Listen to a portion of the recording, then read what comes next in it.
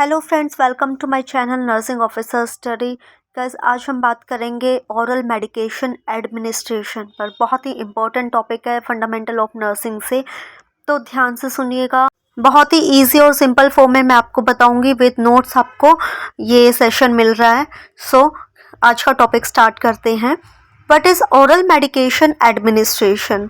इस वर्ड से ही हमें पता लग रहा है, इस टर्म से। Oral medication administration refers to the process of delivering drugs through the mouth to be absorbed into the bloodstream via the digestive system।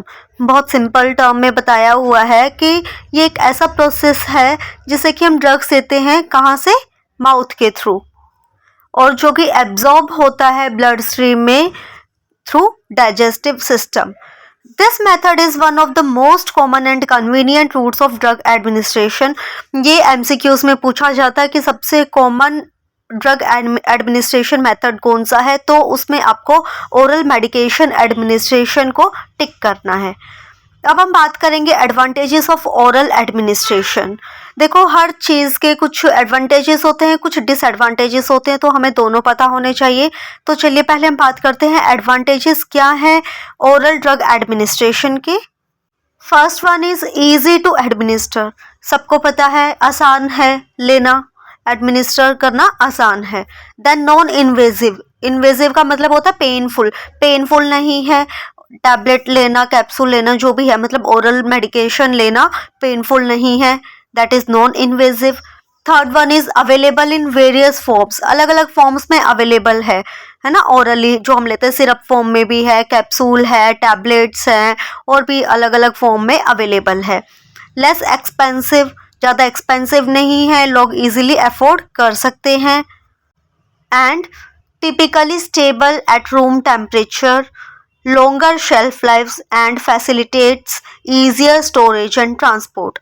बहुत सिंपल वर्ड्स में लिखा हुआ है, बहुत इंपॉर्टेंट पॉइंट है कि स्टेबल है रूम टेम्परेचर पे। ऐसा नहीं है कि आपको पर्टिकुलर फ्रिज में रखनी पड़ेगी ये टैबलेट, या स्टोरेज या ट्रांसपोर्टेशन में दिक्कत आए कि बहुत हैवी है, बड़ी है, ऐसा कुछ है। ऐसा कुछ नहीं है। और एक्सपायरी डेट भी आप देखते हैं ओरल मेडिकेशंस की बहुत लंबी लंबी होती हैं, तो ऐसा भी नहीं है कि आप आज खरीद के लाए हैं और 1-2 महीने की ही या शॉर्ट टर्म की एक्सपायरी डेट हो, है ना, तो लंबे समय तक आप उसको रख भी सकते हैं। तो ये सारे फायदे हैं ओरल मेडिकेशंस के। तो चलिए अब जानते हैं डिसएडवांटेजेस क्या हैं ओरल एडमिनिस्ट्रेशन के। First one is the absorption of oral medications can be affected by various factors including food intake, GIPH and presence of other medications. ये आप सभी को अच्छे से पता है कि कोई कोई दवाइयों का हम देखते हैं ना, कोई खाने से पहले लेनी है, कोई खाने के बाद लेनी है, इस दवाई के साथ ये चीज़ नहीं लेनी, जूस नहीं लेना, दूध नहीं लेना, है ना। तो अलग अलग फैक्टर्स है, बहुत सारे फैक्टर्स है जिनसे कि इनका एब्जॉर्प्शन पे फर्क पड़ता है। ओरल मेडिकेशन जो हम लेते हैं उसके एब्जॉर्प्शन पर फर्क पड़ता है, जैसे कि फूड इनटेक है, गैस्ट्रोइंटेस्टाइनल pH क्या है, and presence of other medications की एक मेडिसिन दूसरी मेडिसिन के साथ ले सकते हैं कि नहीं ले सकते। कोई कोई मेडिसिन होती हैं कि एक दवाई को अगर आप कोई पर्टिकुलर दूसरी मेडिसिन के साथ लोगे तो उसका इफेक्ट कम हो जाता है या उसके एब्जॉर्प्शन प्रॉपर नहीं हो पाता। तो this variability can lead to inconsistent drug levels in the blood stream, potentially affecting the efficacy and safety to the medication, जिससे कि उसकी एफिकेसी पर फर्क पड़ता है कि इतना बेनिफिशियल नहीं रहेगी वो मेडिसिन जितना कि उसका बेनिफिट होना चाहिए था। या फिर कुछ ऐसे भी रिएक्शन हो सकते हैं कि सेफ्टी को लेके, यानी कि वो सेफ ना हो, कि दो ड्रग्स हमने ले ली, ऐसा कॉम्बिनेशन बन गया कि वो हमारे लिए सेफ नहीं है, या कोई ऐसे खाने पीने के साथ में कोई चीज़ ऐसे ले ली, या कोई पर्टिकुलर इंडिकेशन होती है ना कि हाँ खाने के साथ ही लेनी है या खाने के बाद लेनी है, खाने के पहले ही लेनी है, लेकिन हमने वो इंस्ट्रक्शंस फॉलो ना करके अपनी मर्जी से कैसे भी ले ली, तो वो हमारे लिए अनसेफ हो गई। तो ऐसा भी हो सकता है। चलिए अब बात करते हैं दूसरे डिसएडवांटेज की। Oral medications can cause GI issues such as nausea, vomiting, diarrhea, stomach irritation। है ना। ओरल मेडिकेशन जो लेते हैं उनके मेनली साइड इफ़ेक्ट्स में भी आप पढ़ते हैं। ये एक डिसएडवांटेज है कि ये सब प्रॉब्लम्स आपको फेस करनी पड़ सकती हैं। नोज़िया, वॉमिटिंग हो गया, जैसे कुछ एंटीबायोटिक्स हैं उनसे यूजुअली देखने को मिलता है कि ज़्यादा नोज़िया रह रहा है, डायरिया हो गया, स्टमक इरिटेशन हो गया। These side effects can reduce patient compliance and comfort, impacting the overall success of the treatment. Clear है ये पॉइंट। अब चलते हैं नेक्स्ट पॉइंट पर। Third is drugs taken orally pass through the liver before entering systemic circulation, where they may be metabolized and inactivated. बहुत बड़ा disadvantage है ये भी। इसमें क्या है, ड्रग्स जो हम ओरली लेते हैं वो लिवर से पास होती हैं, है ना, बिफोर एंटरिंग सिस्टमिक सर्कुलेशन में जाने से पहले। तो वहाँ पे वो हो सकता है कि मेटाबोलाइज हो जाए या इनएक्टिवेट हो जाए, तो उसका जो एक 100% इफेक्ट आना चाहिए वो ना भी आए। First pass metabolism can significantly reduce the bioavailability of certain medications. बहुत बड़ा पॉइंट है ये, बहुत इंपॉर्टेंट है। That requiring higher doses to achieve therapeutic effects, यानी कि अगर वो वहीं पे मेटाबोलाइज हो गई तो जो मेडिसिन हम दे रहे हैं कि हाँ मान लो हम ये सोच के देते हैं कि इतना % इफेक्ट आना है, लेकिन वो वहाँ पे मेटाबोलाइज हो गई, इनएक्टिवेट हो गई, तो प्रॉपर उतना जितना हमने सोचा उतना 100% इफेक्ट उसका नहीं रहेगा, जिसकी वजह से कि फिर हायर डोजेस देने की रिक्वायरमेंट हो सकती है कि भाई ज़्यादा देना पड़ेगा, क्योंकि जितना इफेक्ट हमें चाहिए था उतना तो नहीं आ पाएगा क्योंकि वो वहाँ पे मेटाबोलाइज हो गई। नेक्स्ट पॉइंट है, oral medications typically take longer to produce effects compare to IV और आईएम इंजेक्शंस। देखो टाइम ज़्यादा लगता है इसमें, जब हम आईवी या आईएम इंजेक्शन देते हैं तो उसका इफेक्ट जल्दी आ जाता है, ओरल मेडिकेशंस का इफेक्ट आने में टाइम लगता है, तो ये इसका डिसएडवांटेज है। The delay in onset can be a drawback in situations requiring rapid therapeutic action, such as in acute pain or emergency scenarios. तो जब हमें emergency treatment देना हो, emergency scenarios में acute pain है जैसे, या फिर कोई जल्दी इफेक्ट चाहिए हमें, तो उस कंडीशन में ओरल मेडिकेशन से हमें वो इफेक्ट इतनी जल्दी नहीं मिल पाएगा, तो ये ओरल मेडिकेशन का क्या है, डिसएडवांटेज है। Next point is, some patients such as those with severe vomiting, unconsciousness or swallowing difficulties can't take oral medications. Alternative routes of administration must be used for these patients, which may be more complex or invasive. कुछ conditions ऐसे हो जाते हैं जिसमें कि patient swallow नहीं कर पाएगा, अनकॉन्शियस है या बहुत ज़्यादा वॉमिटिंग हो रही है कि अगर वो टैबलेट ले भी लेगा वो वापस आ जानी है, वो एब्जॉर्प्शन ही नहीं हो पाएगा उसका, है ना। तो कुछ ऐसी कंडीशंस में हम ऑरल मेडिकेशन दे ही नहीं सकते, तो ये इसका डिसएडवांटेज है कि बहुत सारी ऐसी कंडीशंस हो जाती हैं जब हम ऑरल मेडिकेशन नहीं दे सकते, हमें आईवी या आईएम या अदर कोई route other than oral medication choose करना पड़ता है, तो ये बहुत बड़ा डिसएडवांटेज है ओरल मेडिकेशन रूट का। जानेंगे फॉर्म्स ऑफ ओरल मेडिकेशंस, किस किस फॉर्म में अवेलेबल होती हैं, टैबलेट्स में, capsules, liquids, sublingual and buccal medications.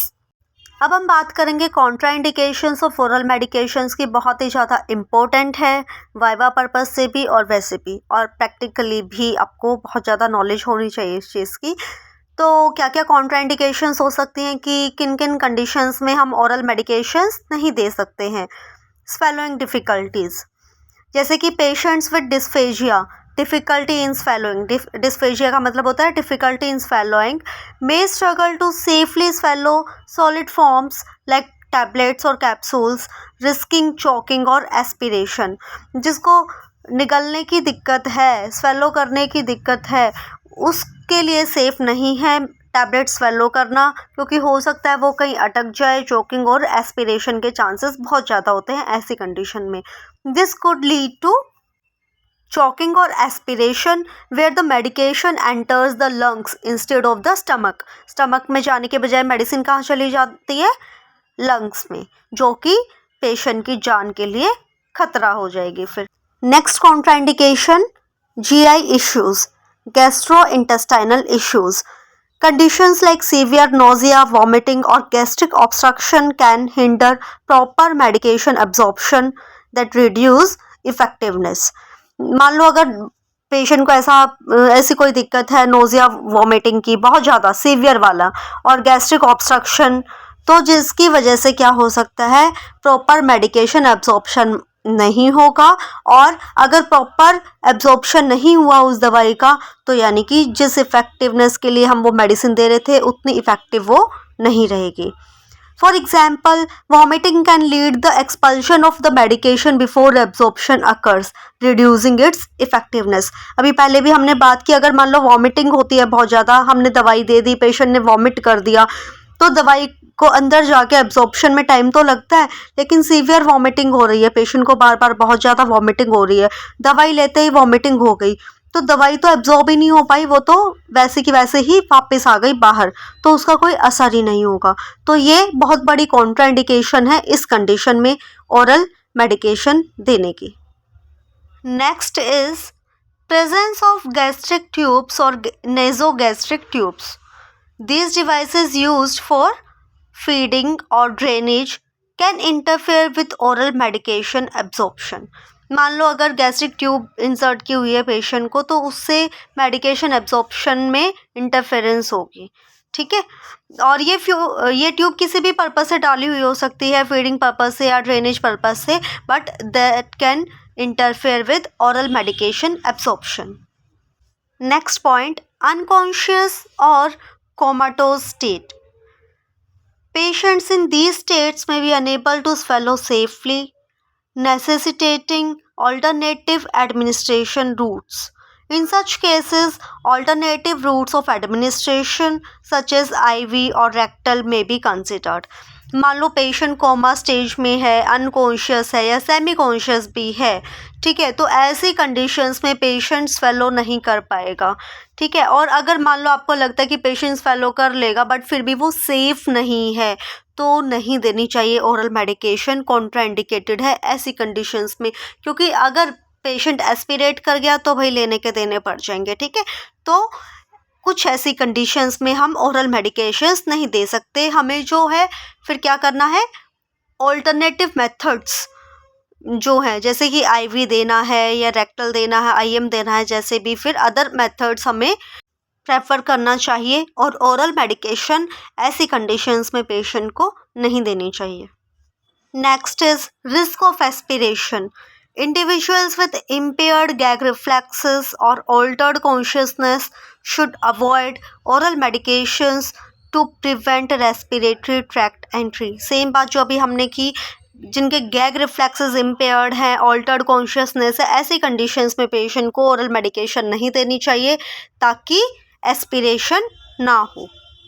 तो चलिए अब हम बात करते हैं जनरल प्रिपरेशन स्टेप्स क्या है जब हमें ओरल मेडिकेशन देने जाना है पेशेंट को, तो उसके लिए कुछ जनरल से स्टेप्स क्या हैं। Wash hands thoroughly before handling medication, hand washing सबसे मेन है।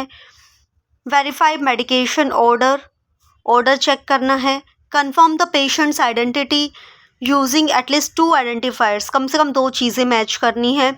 क्रॉस चेक करना है, name and date of birth कर सकते हैं या फिर नेम और CR नंबर कर सकते हैं, ठीक है।